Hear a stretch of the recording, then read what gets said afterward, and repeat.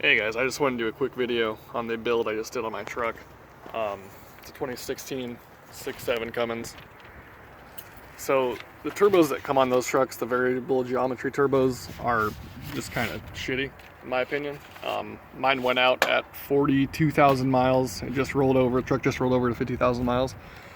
So I got the turbo replaced. The vanes were sticking at 50%.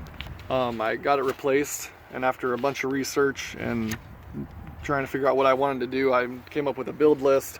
I didn't really find much information on what I wanted to do specifically, so I did it, and in my mind it was a really reliable build that just so happened to come with a lot of power. So I went with the second gen swap through Whirly Fabrication. They're really good guys over there. They know a lot. Customer service is great. Came with a steed speed manifold and studs. I did the coolant bypass. If you're gonna be spending this money, you might as well get the coolant bypass, because these trucks have a problem getting the coolant to the rear heads, rear cylinders. So also I did the turbo blanket. If you're gonna do it, do the turbo blanket. It sits really close to the plastic right there. Potential fire hazard. Along with that, I did 60% over injector nozzles. Like I said, the truck's pretty low miles still, so I didn't need new injectors. Just wanted to feed the turbo how it should be. I heard they do light just fine on stock fuel. I just wanted, I'm already in there. I did the head studs and stuff. I did the stroker, 10mm stroker, CP3.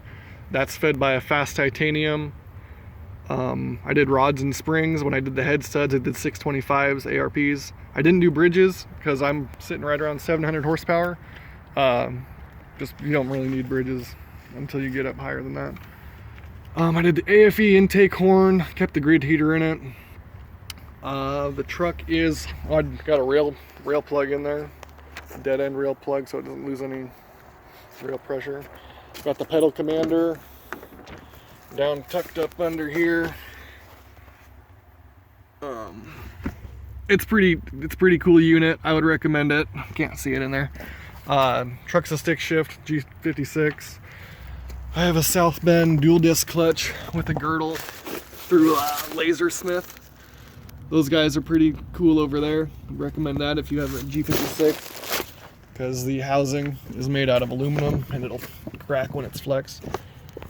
Did the 5-inch turbo back exhaust. There's a lot of people that complain about the s467 or the second gen swaps because a lot of cab drone.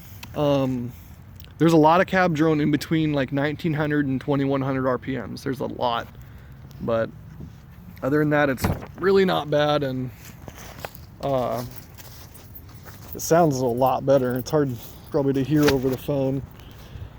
I'll start it up though and see what it sounds like. EGTs, I saw 1100 and I was hauling ass. I was on the floor through 5th, and that was as high as it got. It wasn't gonna go any higher than that. Rail pressure commanded was at 26. Actual pressure was sitting at 23, making 40 pounds of boost, and it blows no smoke at all, which is how I wanted it, because it's just kind of gay. But start it up real quick. You guys can hear it.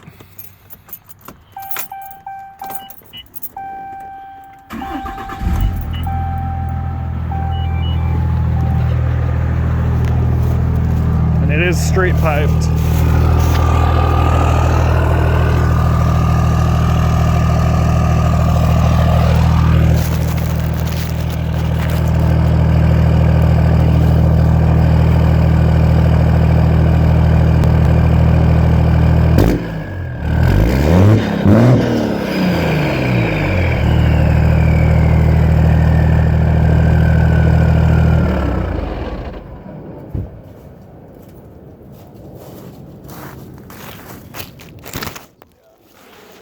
Sounds good. It's a badass build. If you got the money and you want to have a really reliable build with a ton of power, I'd recommend this all day long. It's pretty much touched all the bases.